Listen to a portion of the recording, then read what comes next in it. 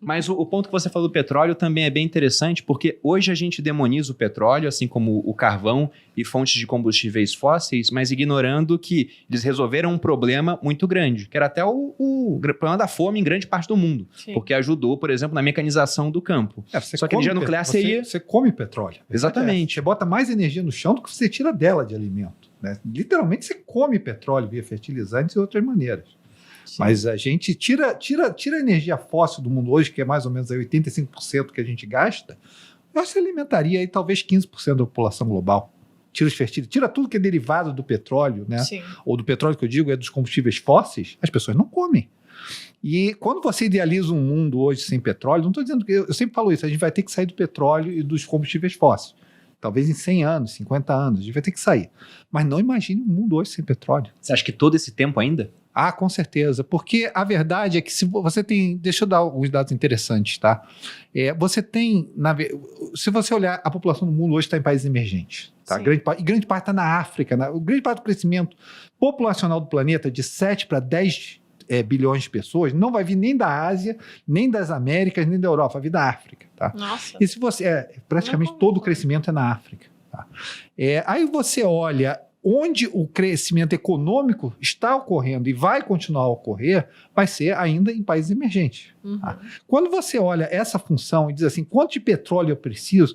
Quando chega o petróleo, eu estou fazendo petróleo um proxy para combustíveis fósseis, tá? Gás, petróleo, tudo que é fóssil. Tá?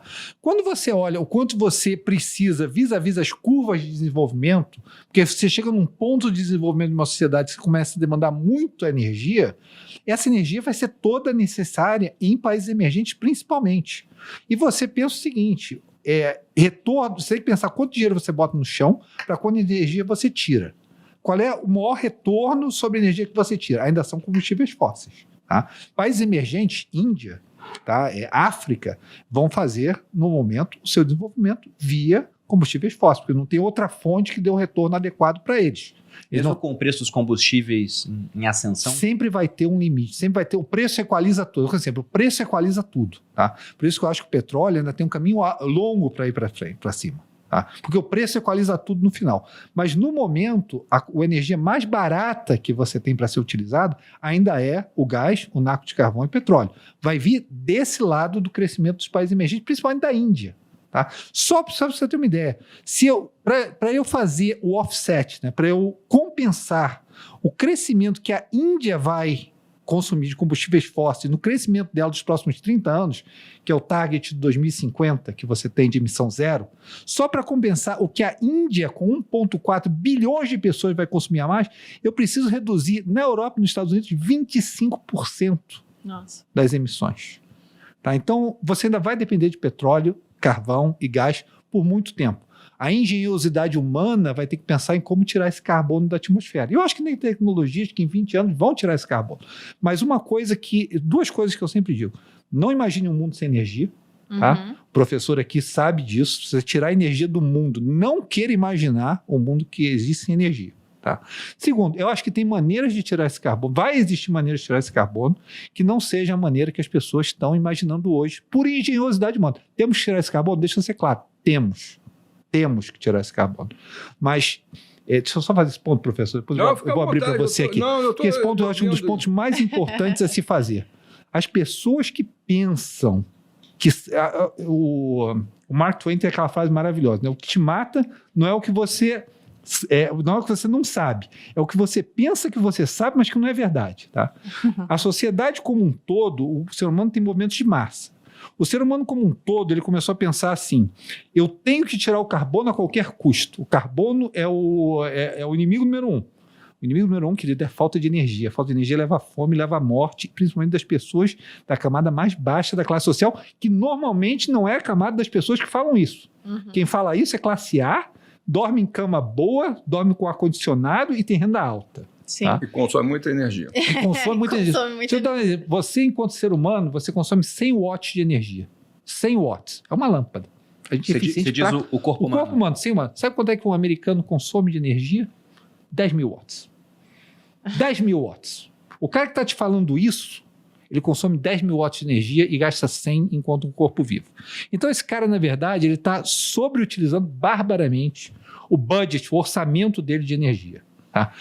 Cuidado com, isso eu falo para a sociedade como um todo, cuidado com o pensamento que você pode fazer uma engenharia de tirar os combustíveis, ou a energia nuclear, ou os combustíveis fósseis do mundo, e você vai viver sem as consequências disso. As pessoas que falam isso, grande parte, não é porque elas não sabem, não, é porque isso é impossível de saber as consequências para a sociedade se você querer fazer essa engenharia muito rápido. Por quê? Porque levou 200 anos para a gente fazer esse processo de baixo para cima.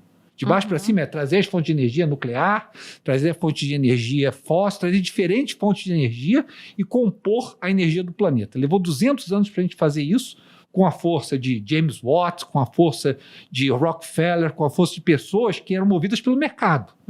Se você quiser fazer uma engenharia de energia de cima para baixo, igual a Europa fez, dizer assim, olha, eu quero só solar e eólica, que são importantes, tá? E eu vou fazer essa engenharia de cima para baixo, de maneira política, você não pode imaginar as consequências. Friedrich Hayek falava isso. A única maneira de você fazer processos econômicos é de baixo para cima, com conhecimento local. Se você quiser fazer de cima para baixo, você corre o risco de desmontar o castelo inteiro e você não sabe as consequências. E você, ao invés de ser responsável pela degradação do ambiente, você pode ser responsável pela fome de milhões de pessoas sem saber que você está fazendo isso. Tem fatores, por exemplo, agora recentemente, Perfeito. A questão da Alemanha. A Alemanha optou por fazer uma transição energética depois do acidente de Fukushima.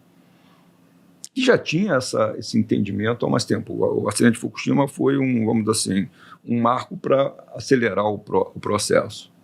Que só para quem não sabe, não sei se tem alguém que não sabe, mas foi explosão lá da usina. Na verdade foi um terremoto que provocou um tsunami que acabou afetando a usina. Talvez o professor até possa falar nos detalhes, a pouquinho, mas foi em 2011. Mas deixa eu pegar o caso da Alemanha. Então ela começou em 2011, 2012, inclusive com um projeto de abandonar tanto a geração nuclear quanto de carvão. 2022 deveria fechar as últimas usinas que tem. 2022. Casualmente apareceu uma guerra aí no meio do caminho. Não botaram o Putin na conta. Por isso que tem um problema que há situações externas que às vezes definem um caminho ou outro. O petróleo não vai acabar, como não acabou a pedra. O problema é que vai ter um custo financeiro e ambiental tão elevado que vão aparecer outras alternativas. Eu vejo como a bola da vez ser o hidrogênio, mas o hidrogênio, diferente do petróleo, do carvão, do urânio, não está na natureza, ele tem que ser produzido e precisa de energia para ser produzido. Então já tem desenvolvimentos tecnológicos para tornar mais barato a produção de hidrogênio. A forma mais simples é o da eletrólise, aquela experiência que se faz lá no ensino secundário, mas ele tem um custo altíssimo de energia. Hoje existe uma tecnologia que é a termólise, que é um processo via química de separação do hidrogênio, mas precisa de altíssimas temperaturas. Estamos falando de 700 graus para fazer todos os processos de produção. E já está havendo tecnologia para isso. Se usando, inclusive, energia solar, própria energia nuclear, é uma alternativa, uma cogeração, gera calor e gera eletricidade. Enfim, haverá uma solução. No passado, a força motora eram os cavalos. Sim. Em Londres teve uma preocupação de saber como é que tratava o esterco do cavalo, que não ia ter mais lugar, até que veio o automóvel. Então, a humanidade ela tem um caminho a perseguir na busca das suas soluções para os seus problemas. Hoje o problema é o aquecimento global. É uma coisa que pode e transforma também no lado negativo. A questão da agricultura. Áreas que eram cultiváveis deixam de ser. Mas em relação à questão da transição energética, eu ia comentar da Alemanha. Tomou-se uma decisão de cima para baixo. O custo médio da tarifa da Alemanha era 28% a 32% mais caro do que a média da Europa. Isso implicou no quê? Nas empresas alemãs começarem a ir para os países da fronteira, República Tcheca, Hungria, no entorno. Houve uma desindustrialização. Com isso, há claramente uma perda de emprego. Por outro lado, ao tirar a nuclear, ela teve, mesmo depois do Acordo de Paris, em que implicava em que queimar carvão tinha que pagar uma multa adicional, ela teve que queimar carvão. Aumentou, inclusive, o pagamento acertado dentro do Acordo de Paris. Então, começou a ter problemas internos com uma dependência forte energética, tanto da União Soviética quanto da França, onde a produção é nuclear, essencialmente, 72% da produção. Ou seja, deixou de produzir lá para poder consumir nos outros. O que levou a isso? Levou a uma tentativa de estabelecer na Europa, em particular, a transição energética de maneira geral para equilibrar as tarifas e não criar esse, vamos dizer assim, prejuízo decorrente de uma política feita. E surge agora o problema da guerra, onde começa a haver a preocupação com aquilo que se chama segurança energética. Eu me lembro do ministro da Economia alemão dizendo que a guerra poderia levar à fome na Alemanha. Imagina como é que é. Num país que tem uma economia estabilizada, uma população estabilizada, vamos dizer assim, um bem-estar social, de uma hora para outra enfrentando uma situação devido à perda de energia. Então, a gente tem que ter em foco, e acho que isso é o mais importante, que é necessário garantir a produção de energia, e não só aqui no país, como em todo o planeta, para melhorar a qualidade de vida da população. E mais do que isso, para trazer bem-estar em geral dentro da sociedade. A questão da Alemanha de tomar a decisão da transição energética, que foi motivado pelo acidente de Fukushima, aquilo foi um acidente que, vamos dizer, estava previsto a poder ocorrer algum tsunami, porque ali a região tem essas características devido à estabilidade geológica.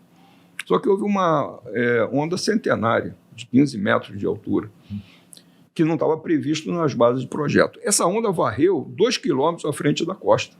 Tudo que tinha na frente foi embora. O que ficou em pé foi o prédio da contenção da usina, que é projetado para isso, inclusive, como também para suportar quedas de avião. Imagina um avião caindo em cima de uma usina nuclear, o que não seria de desastre. Ou agora, na guerra da Ucrânia, um míssil atingindo o prédio do reator. Acidente esse, que se acontece na Ucrânia, também vai lá para a Rússia, como foi o acidente de Chernobyl. O que acontece? O reator nuclear ele é diferente de um motor de um carro. Quando você desliga, ele não fica mais produzindo calor.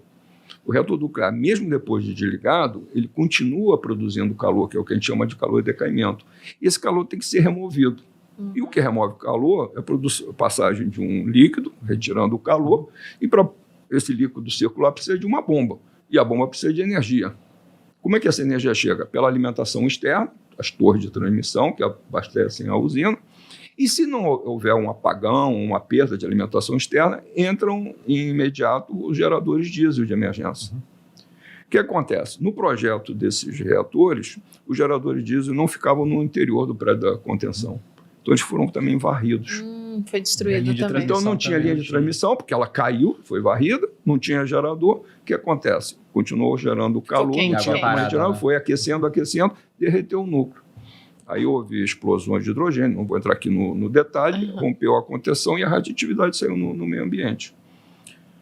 Foi um acidente sério, grave, deveria ter uma previsão dentro do projeto, mas é aquilo que eu digo, não existe nenhuma aplicação tecnológica de risco zero. Se você fizer um avião que não cai, eu vou viajar com mais frequência do que eu viajo. Se tiver um automóvel que não tenha colisão, também vou comprar esse avião. Não existe tecnologia com risco zero, e a nuclear é mesmo. Em 65 anos de existência, com 445 usinas nucleares ao redor do planeta, houve 3 grandes acidentes. Um nos Estados Unidos, no estado da Pensilvânia, em Three Mile Island, em 1979. Depois veio o de Chernobyl. O de 79 não causou muito problema, porque ele ficou contido no prédio da contenção. Houve um derretimento, ali foram perdas materiais econômicas e paralisação de recursos, mas é um problema de quem está gerando energia de ter lucro cessante. O de Chernobyl, não, 86 foi uma barbeiragem grave, foi o acidente mais sério em termos de perda humana e de risco à população. E 2011 de Fukushima por conta dessa onda. O cenário acidentes podem ocorrer, mas eles têm que ser evitados. E para isso você precisa ter, antes de mais nada, um sistema de regulamentação do uso tanto da energia nuclear como de outras fontes, muito rigoroso para a liberação dessas instalações.